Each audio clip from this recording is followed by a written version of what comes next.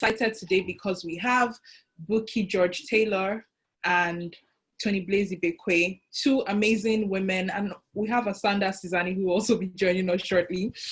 Two amazing women who have forged ahead in editorial and also in the PR space. So I'm going to give them some time to introduce themselves. My name is Edoro. I'm part of the BellaNaijaStyle team, and I'll be moderating this panel. So over to you, ladies, Bukky and Toni. You going first? Should I go first? Sure. Yeah. Oh, hi guys. My name is Toni Blaze Becquer. I'm editor-in-chief of Wonderland Magazine in London. I'm also a creative director and a stylist. A bit about me, I graduated from St. Martin's and then progressed on to start interning at Wonderland Magazine, and then raised through the ranks to become editor-in-chief, which I've held the title for, I think about nearly 3 years now. So yeah, that's just me in a nutshell, who I am. And Bukky. Oh, great. So my name is Bukky-George Taylor, and I'm the founder of Robert Taylor Media. The agency is 13 years old, September 25th. I'm very excited. I've been doing this for a very long time. I'm a publicist first, and then a CEO, and then of course a leader. And I just recently launched my own digital newspaper called Lagos Today, which I'm pretty excited about. I haven't talked about it yet, so this is the first time. And I'm very excited to be here to talk about, of course, the art of pitching and all of that good stuff. I think it'll give a lot of good insight to a lot of people to figure out how, to get their brands in press, how to deal with editors, to deal with journalists. So thank you. Thank you so much, ladies, and I can't wait to jump right in. So I'm going to start off with you, Bukky. Given your experience, I'll just ask, what does a brand need to stand out amidst all of the noise in 2020 right now? In this climate, what does a brand need to stand out, a new brand? So I think, first of all, it's important to know that how brands communicate, especially in 2020, can impact how they're seen now and for years to come. So obviously, yes, it's important to stand out. It's important to send out the right messaging. It's important to be, or to not be tone deaf with what's going on around the world. A lot of people talk to me about, how do I get to stand out? And I explain a lot of times that there are a lot of people in your industry probably doing the same thing as you do. How you stand out and how you differentiate your services and your brand becomes extremely important. So everything from your branding to your style of communication, where your brand is seen, how you're communicating, how you're planning to reach your target audience, all of that works together to how you differentiate your brand from other brands. So a lot of people need to start to pay attention to their brand, their logos, websites, how your brand is described, what service you're offering, what you're doing, how you're communicating, and all of that. So I think it gets to a point where you have to almost pay attention to how different you are and why you're going to stand out and why people are going to be paying attention to your brand as opposed to another brand that does exactly the same thing. So it's very interesting. It takes a lot of work and it takes a lot of time, a lot of commitment, a lot of consistency, and all of that. I completely agree. I feel like brands have moved from where, you just have a service and you're providing your service, to where, you have to be conscious of how people actually perceive your brand, how people perceive your corporation. And, right now in this climate, there's just so much you have to take into consideration. Asanda was here a few minutes ago. I think she got cut off. So I'll just go to Toni Blaze. The industry you're in, fashion editorial. Okay, hi Asanda. Hi. Hi, welcome. Thank you so much. Thanks for having me. So can you just do a brief introduction? I was about to go into the second question with Toni Blaze, but if you could just do a brief introduction of yourself, and then we'll circle back to Toni Blaze. All right. Hi, everybody. My name is Asanda Sizani. I am an editor, consultant, entrepreneur. My career spans over, I think, 10 years. My publishing experience includes fashion editing and fashion directing at Elle Magazine in South Africa, followed by my role as an editor-in-chief at Glamour Magazine in South Africa. Over and above that, I've had numerous collaborations with various brands as a consultant, as a stylist, and my passion really is African creativity, African fashion, African design, and I use all my platforms and skill to amplify voices and to create stories and platforms for the advancement of African fashion brands. Amazing. Welcome, Asanda. We're happy to have you here. So I do know that there are some underlying principles of PR and editorial that definitely don't change. They're just set in stone.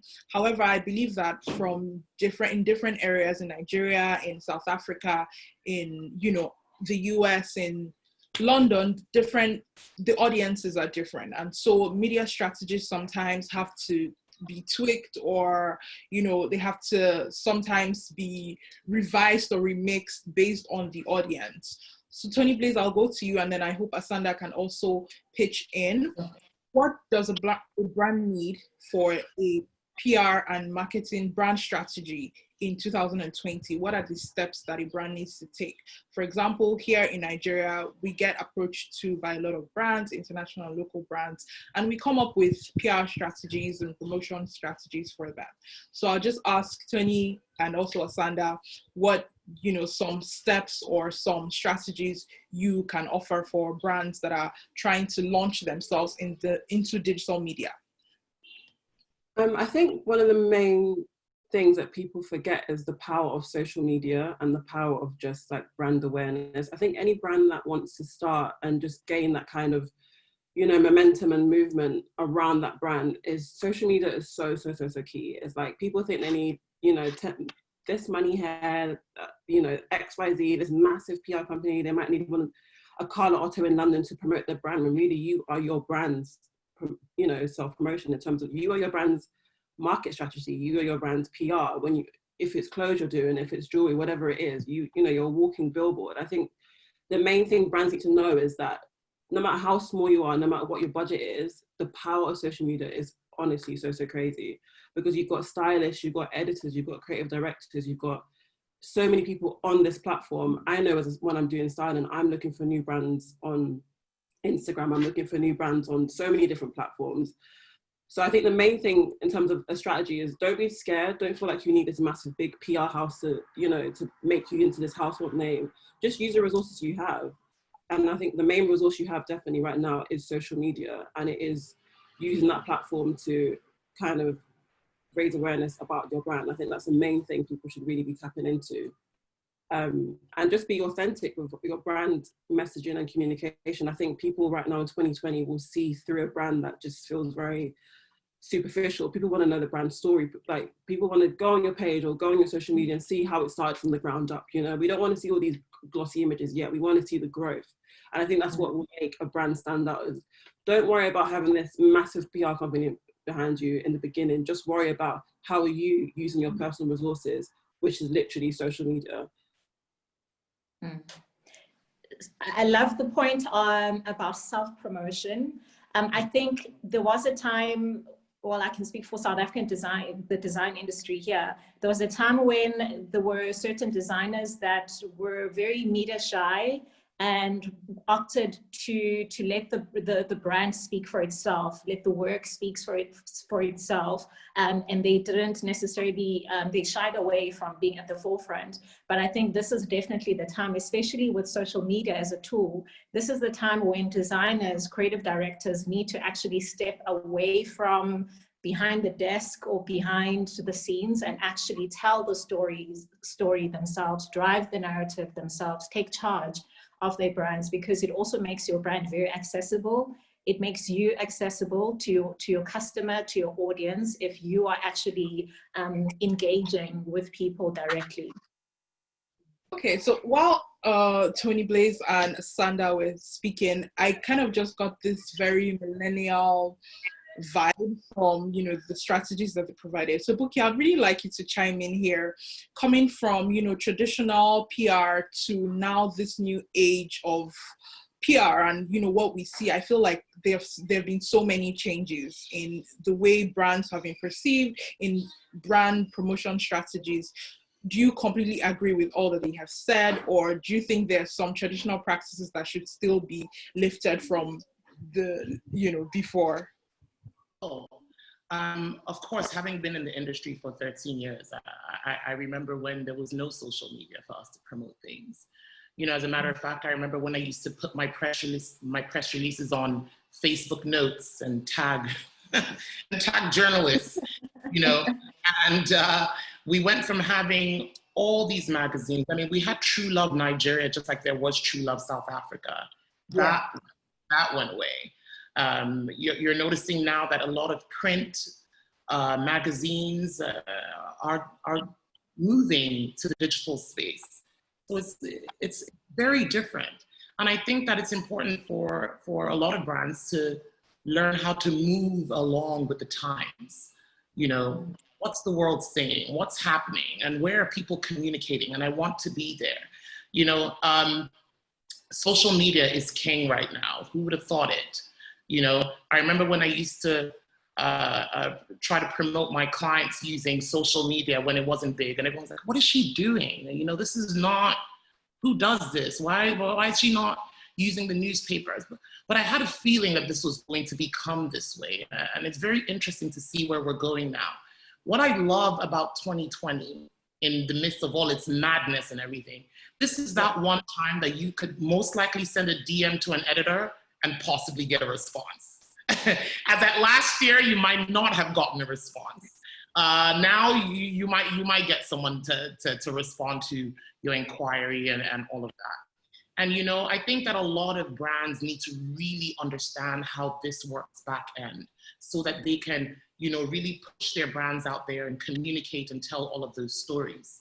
And the fact of the matter is that a lot of platforms, digital, print, and all of that, they have things like, you know, you can literally ask an editor, what are you going to be writing about, or what are you covering for the month of October? And see where you can fit in, or see where you can adjust your narrative to fit into what the editor is going to be talking about or writing about, and all of that. So I think that, you know, with social media, there's a lot of reach, there's a lot of connections with local brands, global platforms, local platforms. We're all coming like this. I don't know if that makes a lot of sense. It's easier to communicate now. It's easier to pitch now. So I think that a lot of people need to be social media savvy. They need to know what type of platforms they should be on. A lot of people don't realize that, you know, if I have a fashion brand, I may not, and I want to, you know, put out maybe a new collection, or a jewelry brand, I want to put out a new collection. I may not want to put that out in business day. I might want to look for something, a platform or a publication that is that way inclined, that talks about fashion and jewelry and all of that. And then maybe if I wanted to talk about the business of fashion, then maybe I might be able to talk to a business day. So I think just understanding who, you know, one, your target audience is, where are they reading stuff, where are they getting their information from, you know, what type of people you want to reach, and then starting to build your media list, and then starting to get yourself known and putting your brand out there. So it's very interesting times, but I think that there's a lot of, you know, I had an editor say once that, you know, during this pandemic, all the publicists, all you PR agencies, you guys are sending us all kinds of information that just doesn't apply, and you think that this is just the perfect time to send out all this stuff. You're not really thinking of what everyone is saying. You know, we're talking Black Lives Matter. Lovely. We're promoting Black businesses. Have you done a shoot with an all-Black cast? That might be able to fly, and that might make sense. You can create a narrative out of that. You know, we're on lockdown in Nigeria. You know, we have curfews and we have all of those things. People are not going out as much, so the dressing up and all of that and X, Y, Z. But is your brand talking about, you know, comfort styles and comfort fashion? You know, how can I dress to look good on a Zoom meeting, and all of that? It's just so much that people can do. It's really, really large. And I think that there's going to be massive opportunities for a lot of brands to scale, a lot of opportunities for brands to tell their stories during this time, thanks to social media. Yeah. I completely agree. Social media right now is it when it comes to brand placement and brand awareness, and this brings me to my next question. Now, everybody, me, you, Toni, Asanda, we all have social media. And I guess somebody just starting a jewelry brand today has social media. We can all access it. We can all do social media. Is there any need for PR agencies in this time? Is there really any need for a brand to go and say, oh, I want to hire a PR? Especially now, we're all at home. You know, if a brand wants to communicate, oh, I have new jewelry, all they need to take a picture of it and then post it. So what is the need for a PR agency right now? Is there anybody, or should I just randomly? I'm more than happy to talk about that because, I mean, I run an agency. It depends. You know, PR is not cheap, first of all. You might want to work with a PR agency who has had experience, who has access to all the editors and the journalists and all of that stuff. But then there is such a thing as DIY. One of our service offerings for smaller brands that may not have the budget is to actually have us come in and train your in-house team and create strategies with you, and then you do it yourself. I don't think that public relations is going anywhere. I know one of the things that became really big during this pandemic, especially here in Nigeria, is a lot of people realizing the need to personally profile themselves. A lot of people are now very interested in what does their bio look like? What does their headshot look like? Are they on Wiki? What platforms are they on? We're having people call us, major executives call us during this pandemic saying, I want to be on Wikipedia. You know, I want to write an ebook. I want to do all of these things. And, you know, so there is that need. I don't think public relations is going to die anytime soon because now has become very important in how you communicate. You've seen a lot of brands make a lot of mistakes during this pandemic. You've seen a lot of people have to resign for various reasons. So it's becoming very evident that, you know, how you communicate, your style of communication is extremely important, and you might need a professional to help you do that. But it does not mean that you cannot learn to do this yourself to some extent. Thanks to social media and thanks to the internet, there's online classes, there's information online, there's a lot of advisory from PR experts on how to do things by yourself, so you can. But I still think that it is important to have someone on your team at least that has some idea of what public relations means and how you plan to you know, present your, but again, it does not mean that you cannot do it by yourself. But in terms of the industry as public relations, I think that we're harder now than ever. Sandra, I did see you nod a lot throughout what Bukky was saying. I just want to ask, at what point should a brand look to hire a PR agency? You know, is it just a fresh brand or a brand that started to make enough profit? At what point in the brand cycle should a brand be looking to hire a PR agency? It depends. It depends. I'd recommend right at the beginning, just to also formulate what the strategy is going to be, you know, how you're going to move as a brand forward. Just to have someone that has a very broad, you know, level of experience. They understand the industry. They might be able to guide you better maybe than maybe a friend or someone in-house. So I think definitely having that expert coming in right at the beginning to help guide your brand, create a strategy for you is important. And then maybe you might consider, you know, a few months or a few years in to decide how you want to move on from there independently. Because Asanda, I can't imagine how many emails you must receive daily from people wanting coverage. And a lot of people don't understand that a lot of editors and a lot of journalists, they're receiving thousands of emails a day. How is your email standing out? You have to know Yes. and be an expert. I mean, if I email Asanda now, she sees my name, she might open up my email because yes. She knows that I know her. Yes, I know you, yeah. Yeah, okay. And whatever you say, I know that, you know, you wouldn't give me something that's not worth looking into. So your name would carry greater credibility, especially if maybe it's a new or unknown brand. But at the same time, it is the role of an editor to uncover and be interested in even those new and unknown brands. You know, it's your responsibility to take the extra effort in doing your own research as well, and giving a person an opportunity, giving them time. So it definitely works both ways as well. So speaking about editors and emails and just all of that, Toni Blaze, I'd just love to come to you as editor-in-chief of Wonderland Magazine. I'm sure you must get a ton of emails every day. Wonderland is one of the biggest magazines, fashion platforms right now. And, you know, a lot of people want that exposure, but I don't want to say that they deserve it, but, you know, are they putting in the work? Are you sure that the brand, just like Bukky said, what's going to make your email stand out? What's going to make your brand stand out? So Toni, what are some things that make a brand stand out to you, a fashion or beauty brand stand out to you?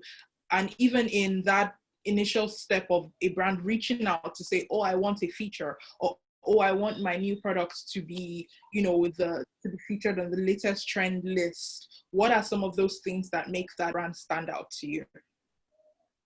I guess just the way they communicate the brand within the email. I think a lot of brands don't realize, because the editorial space has changed so much. I know, Bukky, you mentioned about print even like fizzling out at the moment. So the narrative of print has changed. So it's not just about, oh, we can feature brands, and of course we want to support brands, but we're also now featuring brands who also pay now. So this has now changed the playing field in terms of, like, in an ideal world, we'll feature everyone, do you know what I mean? But also on a business level, that's not always possible. But, you know, sometimes I could get email being like, oh, we would love to feature, we would love you to feature us, or XYZ, and the brand could be amazing, it could be great. But sometimes it does come down to a business level where maybe the money isn't there.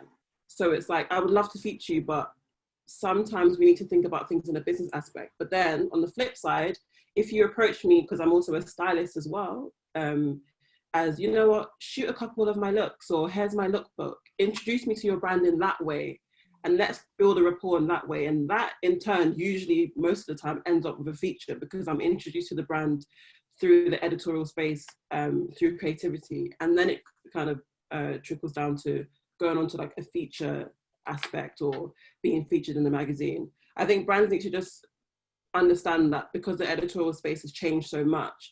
You know, sometimes I get so many submissions from photographers, from brands, that the work could be amazing, but when it comes to the print space, a lot of it is about advertorial, it's about advertisers, it's about, we still have to please XYZ and all these bigger brands, and of course we do want to bring these newer brands to the forefront. But I just think when I read an email, I might talk to my publisher, okay, we might not be able to do the whole full-blown write-up at the moment, but it's about, if the brands approach you being like, okay, you can't do a feature for me, but maybe we could do some sort of look placement, or within the editorial of all these other advertisers that you need to promote. That's how you kind of get noticed, because it's like, you're not coming to an editor being like, hey, you must give me a write-up, and hey, you must do this. It's more like, hey, here's the brand, here's the lookbook, let me know what you think.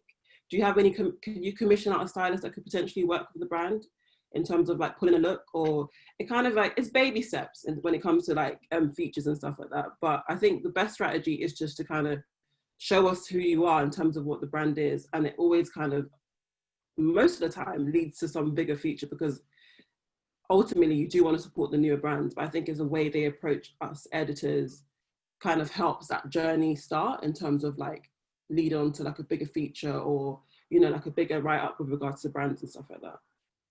And Toni, I'm sorry, Mary, because Toni just hit on something that's a massive discussion PR-wise, even locally here in Nigeria. Paid media versus earned media. The space is getting very interesting, where now you can pay to get a feature, or you can pay to be featured in a publication and whatnot. As a PR agency, it has become kind of difficult for PR, because if all it takes is a payment for that feature, then anybody can open their PR agency today and be on the same level and at par with anybody. What happens to the relationships that people like myself have built over the years, do these relationships matter anymore if I can just pay for it? And now we're seeing quite a lot of people just delving into the field, may not even know anything about public relations, but just know that, you know, they know that they can pay a certain amount and their clients are going to get featured and X, Y, and Z. How is this working out for you editors? Because I know that you can't phone the New York Times and say, here's 20,000 Naira, put my client's press release on there.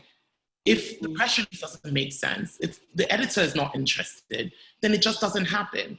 And that's where, you know, you get to know who a good agency is, or, you know, who's able to, you know, craft your story where it's interesting to the agency, or say, you know what, this is not working for this editor at this time, but they might be covering something similar to what we're looking for in December, and X, Y. How is this really going to work in terms of the paid, you know, and earned? I'm sorry, Mary, I'm not trying to take you. Oh, no problem. I think it's a really interesting place to take the conversation to. Toni, you can go ahead. I think. Sorry, I wanted to add on that. I completely agree. And that's where integrity comes into it. It's like, don't get me wrong, we do get multiple offers from brands, but that doesn't mean we take every single paid opportunity. And that's why the relevancy of PR will always stand the test of time, because it's like, if the brand isn't working with our story, it doesn't matter how much money you're paying. Do you get what I mean? Of course, you need money to obviously print the magazine, and that kind of goes back into the company. But ultimately, it's also about integrity, and we're not just going to take, you know, X, Y, Z just for the sake of it, just because it's the money. Do you know what I mean?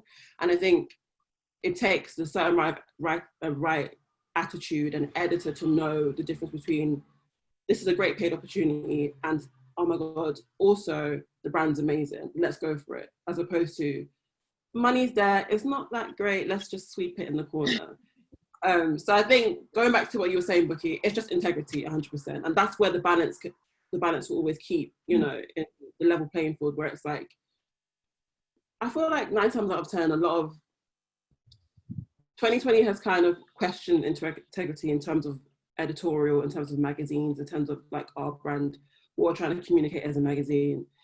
And I feel like here at Wonderland, we, obviously me being a woman of color, me being from Nigerian descent, I've always made sure we've been casting models from XYZ, whatever they're from, we've always been very diverse. We've always had a great brand integrity and communication. So we haven't had anything to worry about in terms of that. But I do think 2020 has definitely opened up this kind of narrative of like, what is your magazine trying to say? What are your editorials trying to say? Yeah. So I think there will always be a room for PR, even if a brand can pay, because now people are going to get called out. You know, if you want to take money from a brand that hasn't got that story, hasn't got that strategy, it's just, you know, superficial level, it's not saying much, people are going to see through it. You have all these campaigns being called out with the wrong messaging. I think you had a few being called out, like Marnie recently on Diet Prada got called out for the really, really wrong messaging. People are seeing through things that don't have integrity. So even though I am saying, okay, brands can pay, and we do look into that because we need to, you know, keep the magazine going, but we do still have a level of integrity, which means that the old school PR way will always work as well, basically. I completely agree, and I'll really like Asanda to chime in here. We're talking about, you know, paid and unpaid earned media. Smaller scale brands who just want that faster route of, oh, let me pay, feature my brand. What are some of the things that would catch your attention and make you want to actually feature that brand, even though it's a paid promotion, Asanda? Okay, I'll make an example of Makosa by Laduma. 10 years ago, Laduma came to see me. I was a fashion editor then. He walked into my office and he had a suit bag of a few of his samples. And this was his very, very first collection before he went into women's wear. It was his graduate collection. He came with a suit bag. He showed me his garments. But what impressed me, what made him stand out for me over and above, obviously, the extraordinary work that he was bringing. I mean, I've never seen that kind of work before. But I love the fact that he said to me, listen, this is also a second designer that I'd love to bring to your attention. And he had a separate suit bag of another, undiscovered, young talent. He brought a few samples from that designer. And that really impressed me because it showed me his character. He showed me that he's a person that's not interested in benefiting alone and sharing a spotlight by himself or gaining opportunities by himself, but he also wants to open a door for other talent, for other designers, for other people to also get opportunities. So, and he's been very consistent with that. Even I was watching him making a speech, I think 2 weeks ago at the V&A Waterfront in Cape Town. And he said to the CEO, I've got the store now here at V&A Waterfront, which is a dream for me, but please pay attention to other Black designers, listen to their proposals, so he will always wants to be that door, that person that opens the door for the next people to come in. So little things like that for me, that shows me your character and your values as a human, and as a person that's interested in the growth of the industry and the whole community and the design industry gaining opportunities and growing. So he definitely stood out for me. So I don't know, maybe there are other ways that a person can also make themselves stand out by just showing their character and their personality and their values. Amazing, I completely agree. To call out Bukky. I'm just going to use this opportunity to call out all of our local editors in Nigeria to actually listen to what Toni and Asanda have said. The payment thing is great, but we really, I see when an editor features any of our local brand, it's patriotic. We need to become very patriotic. We need to find people who are doing amazing work and feature them. How much is 20,000 naira? It can't buy you a bottle of champagne. Forget it. Are they good? Are they going to make us look good as a people or as an industry? I think that's important. Of course. And long term, look for example at what Laduma is doing for Africa, so his work his purpose is not only self-serving, he's not focused on himself, and he's actually a big export for African creativity and African design. And he's just one of many examples of designers that are doing that. So us as editors, the job is to definitely look at things like that over and above the paid opportunities, which of course are lucrative and are much needed to keep our company, the company alive, but you also need to base your decision making on other things as well, just thinking about the industry as a whole and how it stands to benefit. Okay, that I completely agree with everything that has been said. Even though we have to look out for our brands and we need that day-to-day income, we still have to uphold values. We have values to uphold, especially us at BellaNaijaStyle. I think that's something that we always just stick to: inspiring content, things that are actually promoting Africa and the African continent, Africa and diaspora. So I think those are things that editors, in general, and publications should always keep in mind. What is the greater goal? What is, after this post goes up, what are the consequences? What next from there? So moving to my next question, we can't talk about modern media and the press without talking about our favorite influencers. I feel like this is a very touchy topic. A lot of us on this panel are, editors, come influencers, PR, come influencers, and in one way or the other, especially in this climate, brands want to communicate through anybody and everybody. I would ask,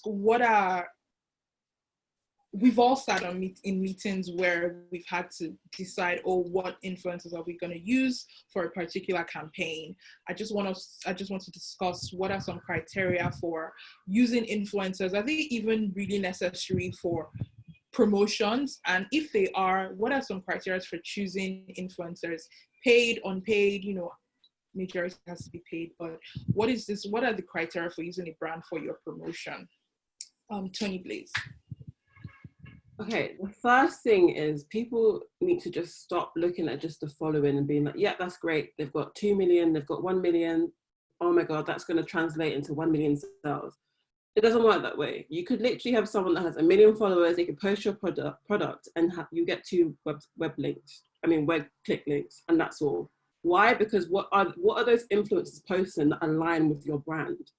It doesn't matter if someone's got 2 million followers. There's only a few influencers that are at that top tier that definitely when they post, no matter what they post, there's going to be a return for you just because they're overreaching in terms of their audience.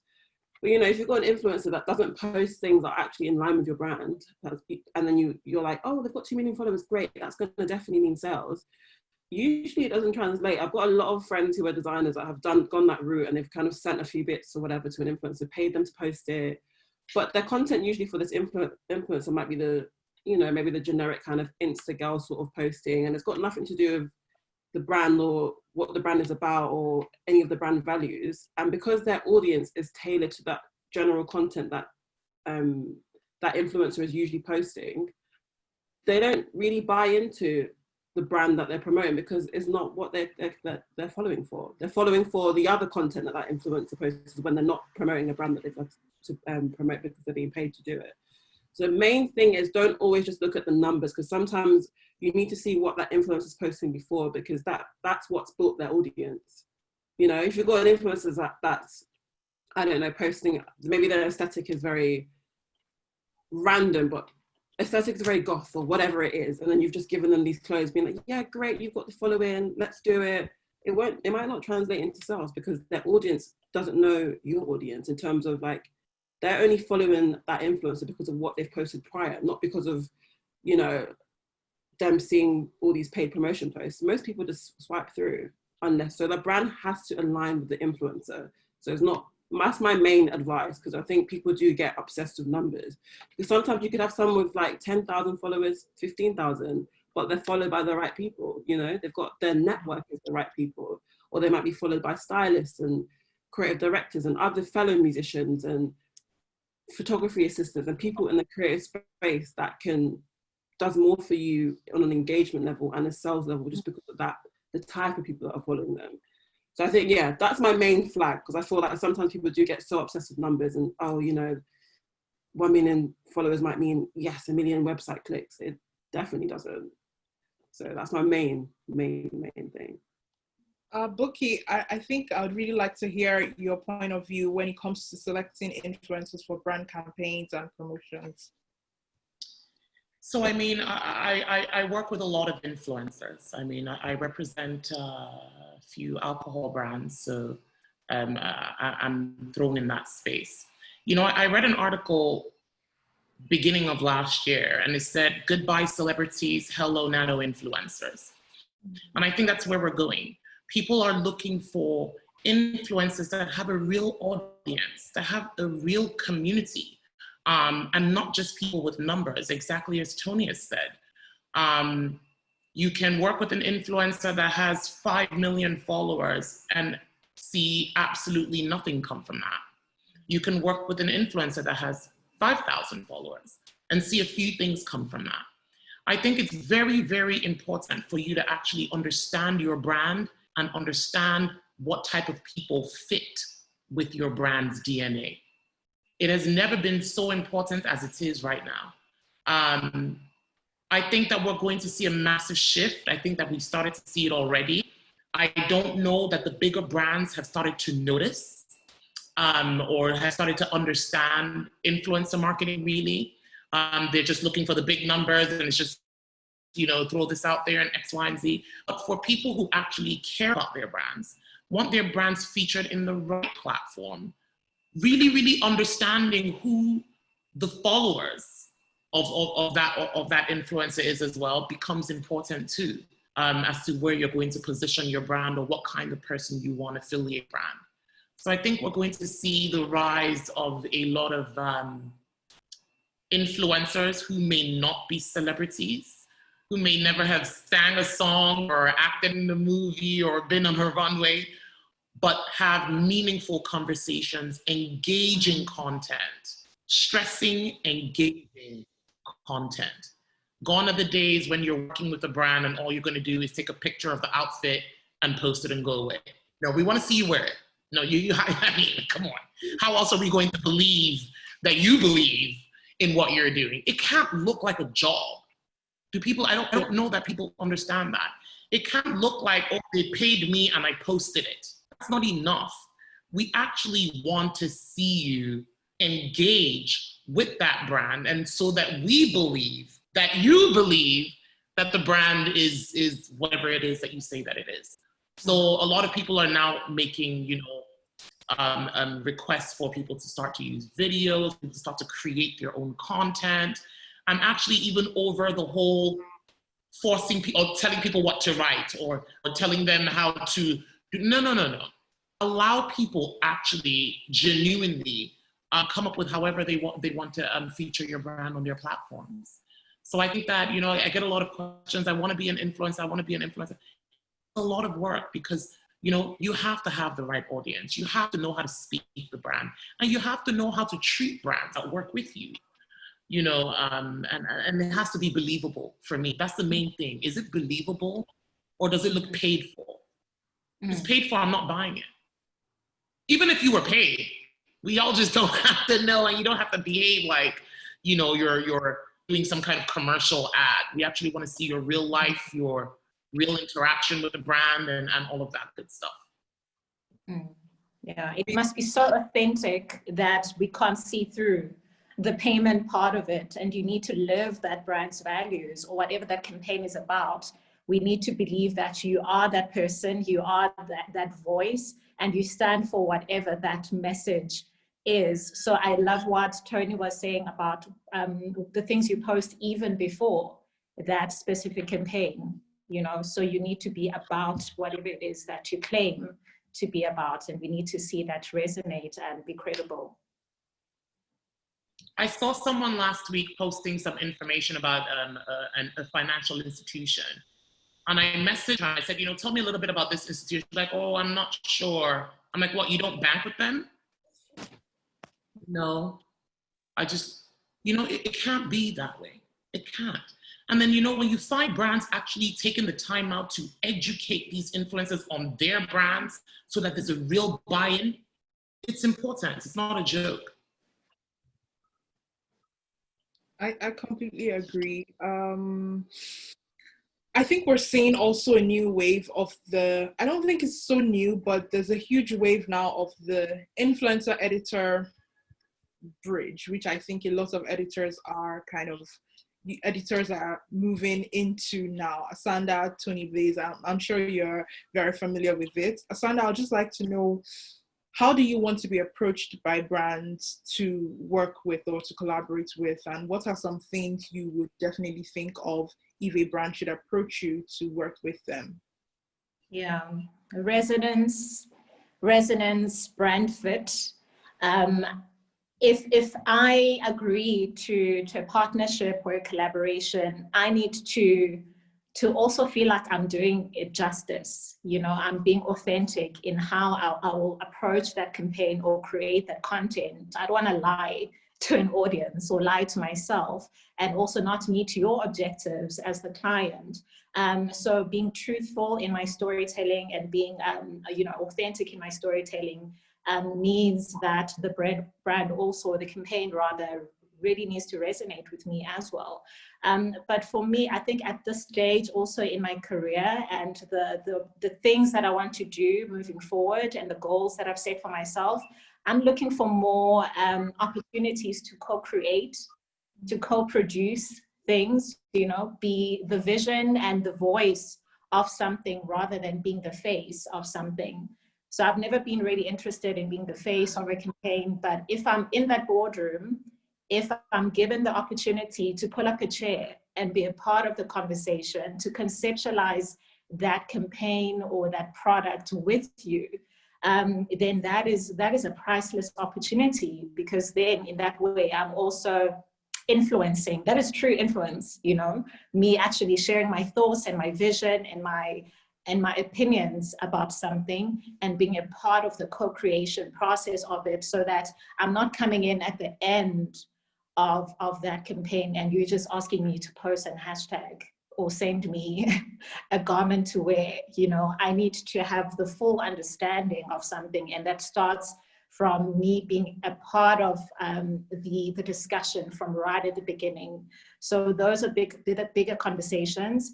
And also I love opportunities where I get to invite other people to join into in that specific campaign or that collaboration. I want more than just me to benefit from a specific job or opportunity. So if I'm ever in an opportunity that's given to me or I approach someone, I'm looking to also just plug other people in that I think are deserving of the same opportunity. Okay. I'm just going to throw this out there. Speakers, what are some of your favorite African brands right now that you think are absolutely getting it right with vision and, you know, the way they tell their stories? Ooh, Hanifa. Yeah, Hanifa. Very, very amazing. I think she was one of the activations during this time that really just blew everyone away. And it just showed you the power of collaboration, the power of being resourceful and using your network. And it was just innovation at its finest. And you had other brands even follow. Like, I know after that, Prada did a few things. Prada. Yeah, and it seemed like a few narratives were spun where it wasn't showing Hanifa as one of the forefront players in that whole CGI activation. But yeah, Hanifa, definitely. Bloke NG, also for me, menswear has been really, really cool, seeing those silhouettes, seeing those prints. And I was saying earlier that I bought what I'm wearing right now is TT Bello, which I bought at GT Fashion Week last year. Yeah, when they flew me out there last year, and honestly, I was like in heaven. They had to drag me out, basically. But yeah, Star Temple, Adebayo, Orange Culture, my love, which I love so much. Sakina, there's an amazing brand. I think it's Tazar Studio, TZA. Really just great. It almost reminds me of like Jacquemus, but like just great stuff. I mean, there's just so many that I love, and I can just Lanray de Silva was just super cool. I think she's really theatrical, really amazing. She's very like almost like Westwood level, just really out there. Like when I went to GT and I just saw just the whole production of it, the press release, how it was just everything about that was just super great. Sorry, I'm going on, but yeah, there's just so many brands that I'm super excited about. And obviously I'm actually launching a brand with my mum soon called Edoro Couture, so I'm gonna put in there really soon. No, but there's so many African brands I'm really excited about. People are doing some really amazing stuff, honestly. I'm very excited about brands like Ziva Lagos. It was very interesting to see how they transitioned, especially during the pandemic, with like, you know, cute things that you could wear at home and all of that. I'm in love with Anita Kwanzaa. If you haven't heard from her, I mean, her work is so intricate, and she carries you through the detailing. And it's very pro-African and you can find a lot of old African culture in her shoes, in her bags, in her necklaces and stuff like that. And I know one of my greatest worries is that we're slowly losing our culture, or that our culture is slowly like merging with other cultures. So I get very intrigued when I see people like do something from Kaduna back in some whatever 1800s. I'm intrigued by that. And I think that a lot of people, if they actually dig deep into what the African culture is about and different things that have meant stuff to us, they could create a lot of things. My Atafo is a man I absolutely love. I'm in love with the Kunaran twins as well. The way they use cowrie shells as buttons and things like that. I'm intrigued by brands that are infusing a lot of our cultural aspects in their design. And kudos to all the brands, really. I mean, it's a lot of work. It's not easy.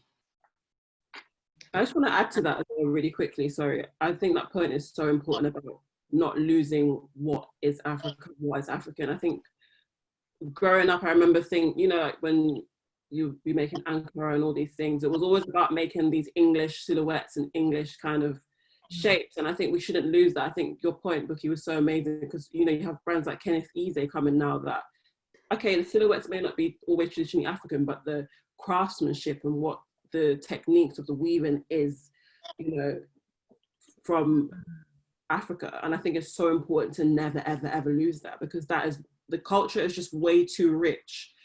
You have bigger brands like, you know, your Stella McCartney's or other brands even using our fabrics and in those silhouettes. So you never, ever, ever lose that infusion, because that's what people are raving about, you know, that's what people love, that's what people want to buy into. Our culture is so rich, it's like no other, you know.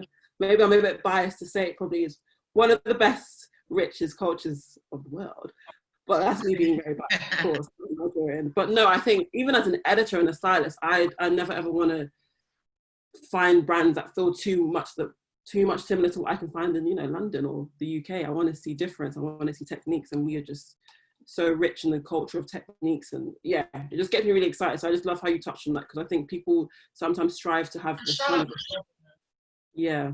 Shout out to all the brands that are using Adire, because this is locally ours. You know, I'm a big fan of Adire at the moment. I'm waiting for someone to actually create some kind of visual and video of how Adire is made and the local women that actually make them, and then, you know, show how it transforms to, you know, being a piece that you can wear. There's so much history in this stuff. I just wish that people would, you know, not be afraid to tell that part of the story. I think we've come a long way, you know, in terms of African fashion and using our things, being proud of our stuff, being proud of cowries, use them as buttons, you know, being proud of our fabrics.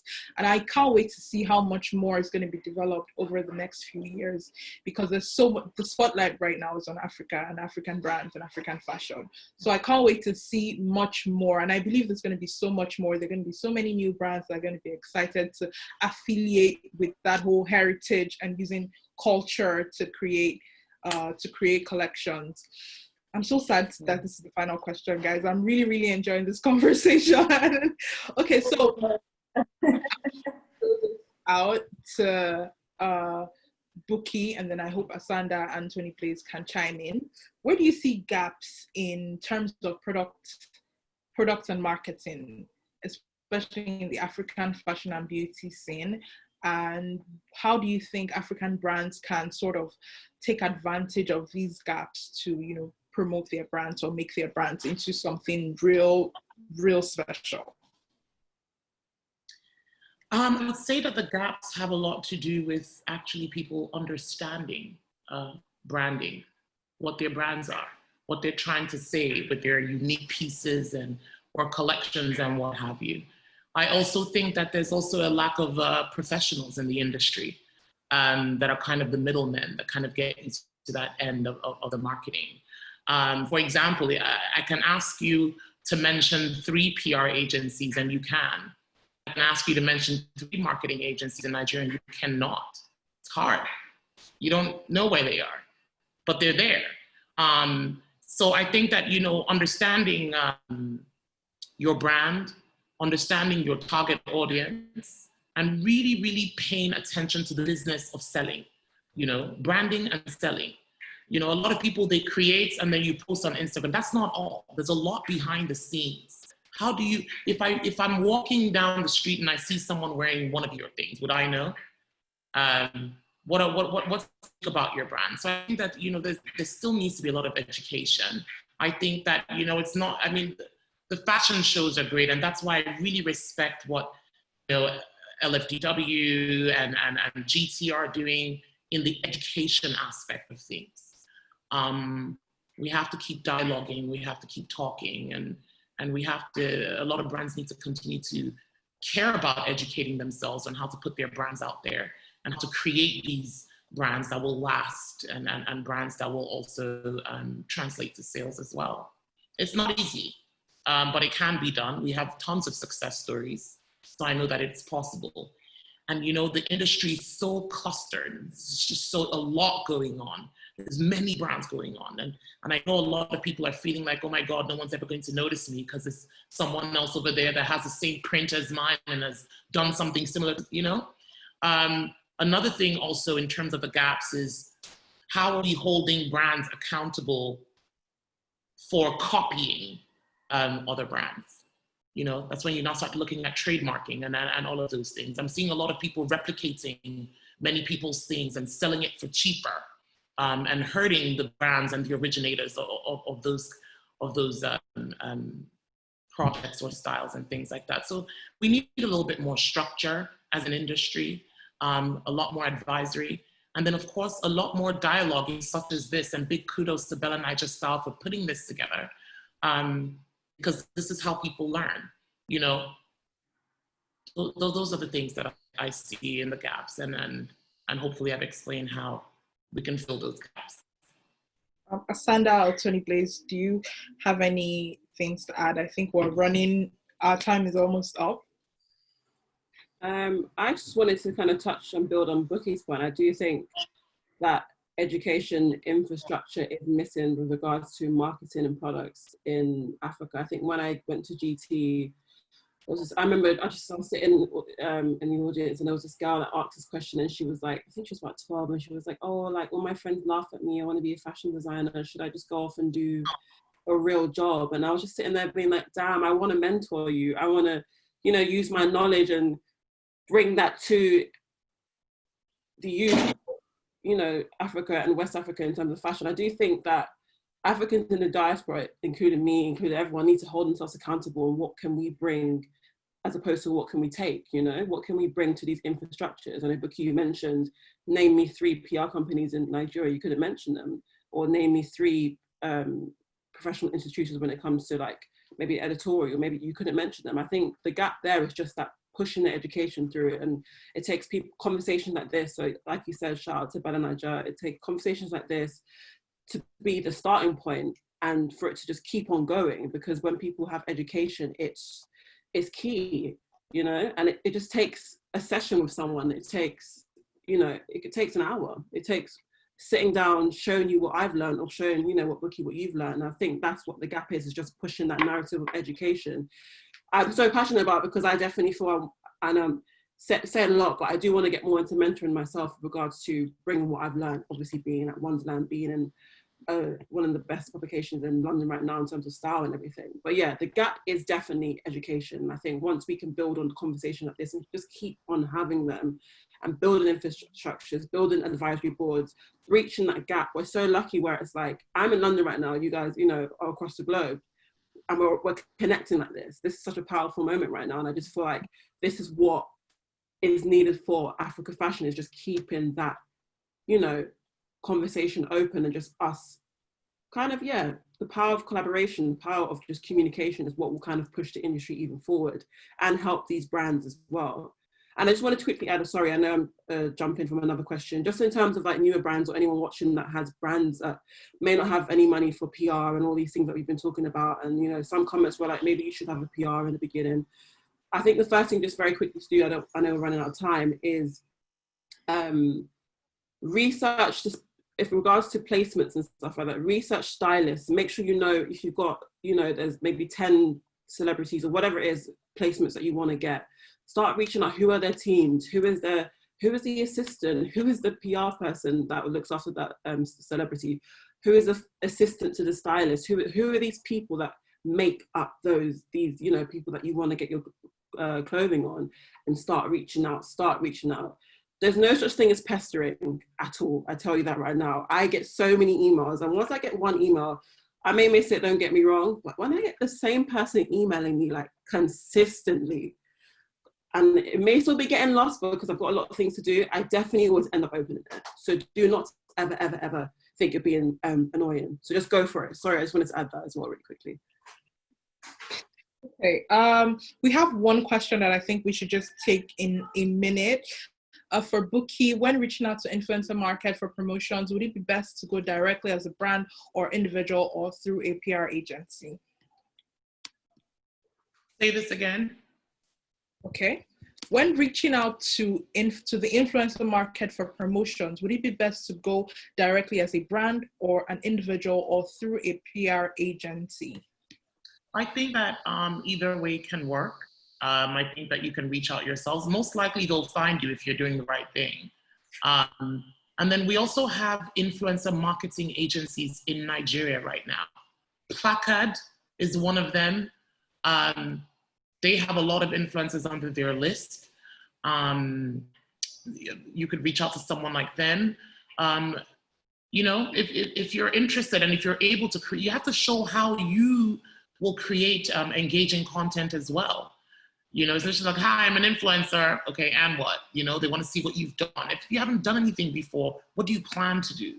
You know, how would you be of value to any brand that partners with you? You need to be able to say that. And, you know, if we Google your name, do we find any information? Or if we search for you on Instagram, can we find you? What kind of content? What does your page look like? You know, are people actually having any discussions underneath your page? You know, so there's a lot of work back end, I always tell people, but it's not work that's unachievable. But yes, you can definitely go directly. You can go through an agency like Placard. You can go through an agency like mine. You can go, you know, you can either way. Thank you so much to all our speakers today. This has been an amazing session. I would have wanted this to go on for at least another hour, but we have to go because the next panel is starting soon. Thank you so much, Toni Blaze. Thank you, Bukky. Thank you, Asanda. Your inputs today have been really, really awesome. Thank you so much, guys, for tuning in. Bye-bye. See you all. Thank you.